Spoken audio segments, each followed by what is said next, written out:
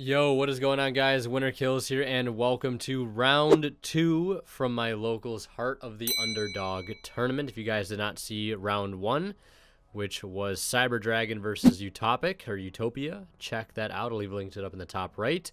And if you want to see the custom ban list that we use, I'll leave that in the description as well. So here we have Dark World, which was actually just like brand new for this tournament, completely unhit as far as Dark World cards are concerned, and was definitely a favorite for this tournament. And we have Mekk Knights, pure Mekk Knights on the right. So hope you guys are going to enjoy this matchup here. We're going to see our Dark World player lead with Thunderbird, where a Rainbow was discarded that searched him a copy of Grapha. Now we're going to see him activate Chupacabra. Chupacabra will not get discarded, but instead Nessie will get discarded, so he'll go ahead and draw a card for the Chupacabra, and then activate Nessie effect to go ahead and search out for another Danger. And then we're going to see him add a copy of Danger Jackalope. So this is basically what this deck likes to do, pretty much using the Danger engine as a incredible draw power engine that synergizes well with most of the Dark World cards. To try to draw into combo pieces to keep going to get to that end board. And then we're going to see a copy of Card Destruction, which in a format without Tearlament, this card is absolutely broken for a deck like this.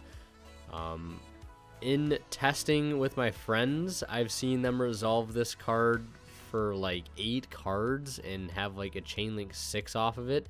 It's kind of absurd. So we'll see Silva attempt to special summon itself out of the graveyard. That is going to hit with a Ghost Spell, a newly drawn Ghost Spell here for our Mekk Knight player. And Jackalope resolving here to summon out a Danger Ogopogo from the deck. Now, Ogopogo might seem like a terrible Danger to play, and that's because it is, but it is a level 8, which is important for this deck, which you'll see why in a moment. But we will see him use Triple Tactics Talent. That is going to go ahead and allow him to draw 2 there, deciding to just continue to dig further into the deck for combo pieces. We're going to see him activate Genta in hand, discard, and go ahead and search a copy of Gates. And that's going to get ashed. Very, very unwise thing to ash, as he already has a Gates in hand. But, I mean, if you aren't familiar with the deck, right, you're really not going to go where to hand trap it. Ash is really just a -1 against the Dark World deck, especially once the engine gets rolling. So moving forward, we'll see him activate Gates of Dark World, banishing Genta, discarding Snow to go ahead and draw a card. And then on a new chain, we'll see him activate Genta, special summoning itself back out since it was banished. And Snow will go ahead and search out for a Dark World card, adding Dark World Accession. The new fusion spell for the deck, which allows him to bring out Grapha Dragon, Overlord of Dark World. Which basically is a an Omni-Negate, kind of. Basically can turn any opponent's monster effect or normal spell trap card into your opponent discards 1 card. Which is kind of broken considering some of the Dark World monsters' secondary effects if they're discarded by opponent's card effect. Especially things like Silva, or if you're discarding Neko Main King. Yeah, you can see kind of how absurd that is. We're going to see Grapha bounce back Genta to summon itself from the graveyard, that beautiful non-activated, non-once per turn effect. Coach King Giant Trainer is here, 3 level 8s, allowing him to detach a card to draw a card up to thrice per turn. Yes, I love this card. You just play it in Photon Galaxy, very nostalgic card. And if drawing 3 wasn't enough, it also burns for every monster drawn, 800 each to be exact, so his opponent will get burned for 16. And does draw a Neko Main King here, so I mean, looking already to set up that that turn skip with Grapha.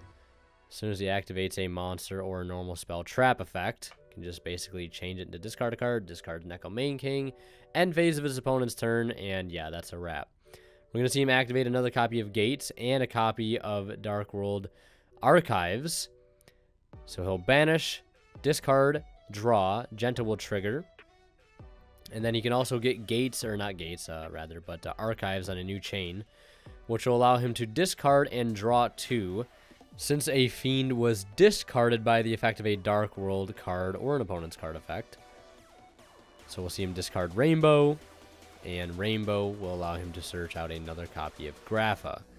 And Rainbow and Grapha not only are great extenders, but they also kind of help to refuel your hand advantage to allow things like dangers to be much more effective. We're going to see him activate Dark World Ascension, Fusion Summoning for Grapha. And we're going to see him discard actual Grapha. And I think that's Ceruli. Yeah, Ceruli, Guru of Dark World. This is also an insane card. Not one of the original Dark Worlds, but or it might have been one of the originals. I'm not sure. But it says if this card is discarded to the graveyard by a card effect, special this card to your opponent's field and defense position. If this card is special summoned by the effect of a Dark World card, your opponent discards one card. So I'm going to make their opponent discard Silva.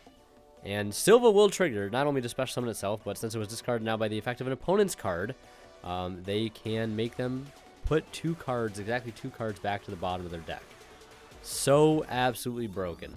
We're going to see him go into Akashic Magician, and Akashic Magician's going to go ahead and bounce back the Ceruli to their hand. Again, keeping up that hand advantage, allowing them to basically just do it again, since Ceruli is not a once per turn, which you'll find that most of the Dark World cards are not. And then we're going to see him link off the Akashic Magician and two other monsters there for Appaloosa, which is a card we were all kind of hoping would be banned for this tournament, but unfortunately was not.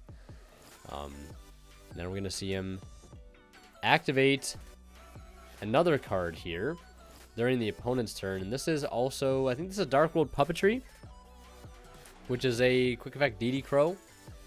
And discarding a Fiend attached to it as well. And that's just also going to be game right there. I think our Mekk Knight player has seen enough. Has certainly watched enough of that cutscene combo, and we're into game 2. Quick shout out to Imperium Duelist. Check them out, the link below, and don't forget to use my discount code WinnerKills10 off. And if you guys are buying anything on TCG Player, please feel free to use my affiliate link to their site found in the description of all my videos. So we're going to see Mekk Knight go first here, which, I mean, how could you blame anybody for wanting to go first in this particular matchup? You really don't want Dark World to go first and set up unless you're very confident in going second. Which, I mean, you could argue Mekk Knight is a deck that could be that deck. But he will go first, which is very risky for Mekk Knight in the first place. And he will not be able to play, or at least chooses not to. He has plenty of hand traps and a purple with a impermanent. So could have definitely made a column to set up the purple, but is it worth it? And we're going to see our Dark World player lead with Genta adding Gates. And then he's going to Droll on Resolution. So one thing about Droll and Lockbird against this deck, especially if you're playing Mekk Knight, you know, the Droll definitely could have been used a little bit later on in the combo because they're not really setting up anything scary until very late in the combo. So at least could have let the Dark World player commit things to the field because now our Mekk Knight player can play at the unfortunate cost of normal summoning a hand trap to get access to Almirage to make a column, but doesn't have a way to play because the opponent, again, doesn't have any cards on field to be able to make columns with. And, yeah, unfortunately, already normal summon, so let's say adding Girsu there, unless it's for follow-up, doesn't really make too much sense. The only thing you can really go for is, like, yeah, I mean, literally you're just searching follow-up right now. But, yeah, that was definitely a little bit too early on the Droll. And we're definitely seeing him pay the price for that a little bit here, which is unfortunate. So maybe there's a Morningstar play, so long as he has a Mekk Knight card in hand to discard. You can at least maybe set up Morningstar with Indigo in Graveyard, which isn't terrible. So we'll see him add the Indigo, special summon the Indigo. And we'll see what he decides to go ahead and link for. Can't go for Lib, because he doesn't have any World Legacy cards in the Graveyard. But it looks like, I think he might have drawn World Legacy Succession, which is actually a really solid card for them here. So, I mean, I think the play, I mean, could be for, if he uses the Succession now, he could go for Lib at the cost of reviving a hand trap. So we'll see him do exactly that. So that gets a World Legacy card in the Graveyard, goes for Lib, activates the Lib effect. This will allow him to set a World Legacy spell or trap directly from the deck, which could get him access to either Secrets or Memory. And we'll see what he decides to set. It looks like possibly going for, Looking at Key as well. Key could be kind of clutch here to add back the purple to set up a discard for Morningstar. Since that is like the secret effect of Key. It looks like he will finally commit to setting the memory, which is basically just like Mekk Knight E-Telly. Also locks you into Mekk Knights for the rest of the turn. So now, the question is, will he make Morningstar? I feel like you kind of have to. But first, we'll see him go into the battle phase and swing in for 24 and 2,000, respectively, from his two monsters. But I can only imagine if he let his opponent commit to the field a little bit, you know, could have gotten Blue Sky online, searched out more Mekk Knights, definitely made a much bigger board. Because basically right now it's like he's going first all over again. And who knows, maybe he would not have had to commit his normal summon to Ash Blossom to go for basically every Mekk Knight player's worst nightmare opening, you know, normal summoning hand trap to get to Almirage to be able to try to make a column. But we'll see him contemplate here on what to link for. Looking at maybe going for a Morningstar, but he will decide to go for Secure Gardener, linking off the Lib into Secure Gardener. That will trigger Lib's effect to go ahead and shuffle back Gates of Darkworld back into the deck, which is better than nothing, right? At least they can't start their turn with Gates now. Which, I mean, they of course have plenty of ways to get to it, but at least, again, it can't start with it. So we'll see him pass turn there with the memory set, and I think that is actually secrets. I thought that was imperm, but it's actually secret set, which is actually huge for him, especially when paired with memory and Indigo already on field. That'll give him access to quite a few monster negates, since Indigo is a soft once per turn, you know, meaning that if you have multiple copies you can use multiple effects. We're gonna see our Dark World player though lead with Dark World Accession, attempting to fusion summon, and in response we're gonna see him activate World Legacy Secret.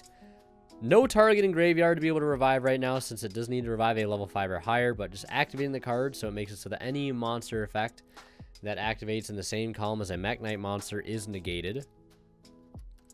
So we're going to see him pitch Grapha and Zephyros. And Accession going to be putting in some work here, especially going into an already established board, since discarding Grapha is basically discarding Bigfoot. Basically gets to target a card in the field and destroy it. And he will target Indigo with the Grapha. And in response, we're going to see him chain the World Legacy Secret. And he'll attempt to negate with Grapha Overlord. But you cannot, because it has to respond to a normal spell or trap, which memory is not as a quick play. So technically couldn't have done that. Hate to see, but it is what it is. So we're going to see him go ahead and bring out purple off of the Secret. Indigo still being able to you know, slide over, but, you know, once the chain resolves, it will get blown up by the Grapha in the graveyard. And then we're going to see him activate Gates. And it's funny, because he could have just saved the Grapha negate for that Ghost Ogre, and that probably would have been a lot more impactful. But we're going to see him activate Bigfoot in hand. Bigfoot will get discarded here, which, unfortunate. Probably would have rather have that get summoned and then draw another card. And then Bigfoot will activate, though, destroying the secrets. Not too much of a board left here. Just a Grapha in hand. And I also want to bring up something right now, too, is that when Gates was activated, he actually never banished for cost off the Gates. And Gates does importantly banish a Fiend monster from the graveyard as cost. So he would have gotten to do that before the Ogre destroyed it. So the Genta actually should have been banished, and they are just remembering this now. And lucky he is remembering this, otherwise he really wouldn't have a play here whatsoever. So Genta is able to be special summoned back to the board, and allowing itself to be bounced back by Zephyros at the cost of 400, and then allow him to use the Genta in hand. Go ahead and search out another copy of Gates, which can allow him to dig here and essentially keep playing, which is great for our Dark World player. Very unfortunate for our Mekk Knight player, who was hoping that would probably be the end of his turn. But, you know, remembering one small little detail there, getting him back into the game. So activate the effect, banishing Genta, discarding the Grapha, drawing a card, and the Grapha will pop Secure Gardener. And it looks like he's also special summoned Genta back again, which he could not have done since Genta's effect to special summon itself when banished is a once per turn, a hard once per turn. So that should not be on board, but it looks like on resolution of Genta's second effect, I guess happening again, we'll see him use purple, banishing itself to go ahead and search out a copy of Girsu. And then we're going to see Grapha bounce back the Genta, normal summon Genta, and then overlay into a rank 4, which is going to go for number 60. Dugare's the Timeless. It's going to double Overlord's attack to 6,000, and that is going to be game. So, yeah. Remembering the detail of Genta, important, but also using its effect again, costing him the game. Unfortunate, but it is what it is. I hope you guys enjoyed. Leave a like if you did. And last but not least, a huge shout out goes to our Divine Level channel members who are Pony Star, Cadillacs84, Justino, H8 Cyber, and Misfit. Thank you guys so much as always for showing me kind and very generous support of this channel.